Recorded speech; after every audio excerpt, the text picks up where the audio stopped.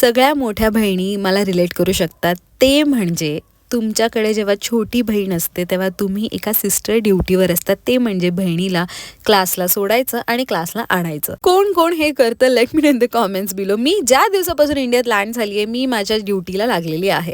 तर आज आहे संचूचं प्रॅक्टिस. आय मीन तिचं म्हणजे अगदीच 1 महिन्यात तिचं कॉम्पिटिशन आहे नॅशनल लेवल आणि ती एरियल करते. खूप जणांना ज्यांना माहीत नाही आहे. सो तिचं आज प्रॅक्टिस सेक्शन होतं तर तिला मी घेऊन जाणार होती.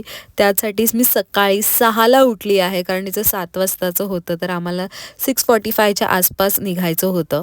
आणि पहिल्यांदा क्लासमध्ये नव्हतं तर एका वेगळ्या लोकेशनवर होतं आणि तिथे क्रेन वगैरे लावून सगळं करणार होतं. So I was super excited कारण मी पहिल्यांदा ऑफिशियली तिला बघणार आहे करताना. कारण मी जेव्हा USA होती तेव्हा मी व्हिडिओ कॉलवर बघितलेलं ती जेव्हा गुढीपाडवाला परफॉर्म करत होती. So this is the first time मी तिला प्रॅक्टिस का होईना पण करताना बघत होती. पण एक गोष्ट मी नक्की तुम्हाला सगळ्यांना सांगेन की अभ्यास सगळे म्हणतात की खूप इम्पॉर्टंट असतो. Which even I agree.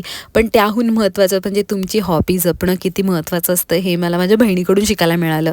I mean ती जेही करते तिच्या मनापासून करते आणि she try so hard to do it. आणि आय गेस आपणही ते केलं पाहिजे. जेव्हा ही आपली हॉबी असतं आपण दरवेळी निग्लेक्ट करतो. आणि एज डझंट मॅटर. तुमच्या मनापासून तुम्हाला जे करायचं त्यासाठी एज नाही लागत. You just have to do it. आणि आय गेस मला माझी डान्स हॉबी आहे जी मी खूप मिस करते आणि I should start doing it. कॉमेंटमध्ये मला नक्की शेअर करा अशी कुठली हॉबी आहे तुमची जी तुम्ही खरंच मिस केली किंवा ती राहून गेली तुमच्याकडून जी तुम्हाला कधीतरी आयुष्यात नक्कीच करायची आहे. Let's manifest it together. आणि नेक्स्ट ब्लॉग येतोय ज्यात संचू कसं एरियल करते हे मी दाखवणार आहे. So stay tune for that. Bye.